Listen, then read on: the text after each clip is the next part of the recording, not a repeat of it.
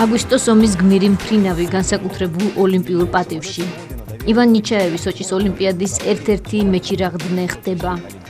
როგორი იქნება პასუხი? სპორტული თუ პოლიტიკური?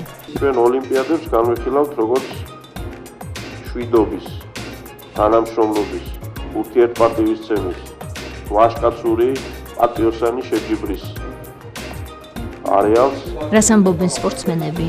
ჩვენ თუ იმ შემთხვევაში არ წავედით ოლიმპიურ თამაშებზე, ის იქნება პირველი ბოიკოტის გამოცხადება საერთაშორისო ოლიმპიურ კომიტეტთან. თუ პოლიტიკურ ნაწილში გადაიზრდება ეს თამაშები და პოლიტიკური თემა გახდება, რა თქმა უნდა ეს უკვე მიიღებს სახელმწიფო გადაწყვეტილებას, მიიღოს თუ არ მიიღოს მონაწილეობა.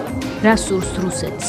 დისკუსია პოლიტმეტრში. ზვიად კვაჭანტირაძე პარლამენტის საგარეო საქმეთა კომიტეტის პირველი მოადგილე. შოთა მალაშხია ნაციონალური მოძრაობა. ევგუჯა ბერიშვილი ოლიმპიური კომიტეტის პირველი ვიცე-პრეზიდენტი. ლადო ვარძელაშვილი სპორტისა და ახალგაზრდულ საქმეთა ყოფილი მინისტრი. რევაზ ძოძუაშვილი საქართველოს ფეხბურთის ეროვნული ნაკრების ყოფილი მწვრთნელი. ნიკა ქავთარაძე პროდიუსერი. ბიძინა ბარათაშვილი ტელეკომპანია GMG-ს გენერალური პროდიუსერი. წასვლა თუ მოსვლა? ისი იმედი აქვს ნაციონალურ მოძრაობას მიხეილ სააკაშვილის თავმჯდომარეობით.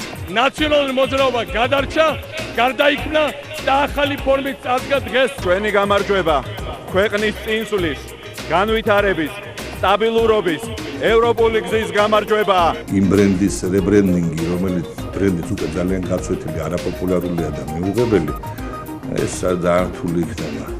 ნაციონალური მოძრაობის მომხრეები და სკეპტიკოსები ერთმანეთის პირისპირ პოლიტმეტრში. კახი კახიშვილი პოლიტტექნოლოგიების კვლევის ცენტრი, ნინო ლაპიაშვილის სუფთა პოლიტიკა, თეა თუთბერიძე თავისუფლებისა და დემოკრატიის განვითარების ინსტიტუტი, ირაკლი კაკაბაძე თანასწორობის ინსტიტუტი, ენდეთ პოლიტმეტრს.